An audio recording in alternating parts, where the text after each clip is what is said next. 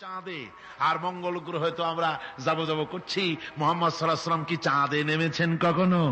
তো পৃথিবী থেকে মাত্র 2,32,000 মাইল দূরে চাঁদ, সেই চাঁদে অবতরণ করে বলছে মুহাম্মদ সাল্লাল্লাহু আলাইহি ওয়াসাল্লাম কি চাঁদে গেছে? আরে বেকুব, 2,32,000 মাইল দূরের চাঁদ নয়, 9,30,00,000 মাইল দূরের সূর্য নয়, কোটি কোটি সহস্র কোটি মাইল দূরের গ্যালাক্সি নয়, মিল্কি ওয়ে নয়, সমস্ত তারকারাজি গ্রহ পুঞ্জ সব কিছুকে পেরিয়ে গিয়ে 7 আকাশ ফুঁড়ে মুহাম্মদ সাল্লাল্লাহু আলাইহি সাল্লাম আরশে আজিম ভ্রমণ করেছেন, যা পৃথিবীর কোন বিজ্ঞানের পক্ষে সম্ভব নয়।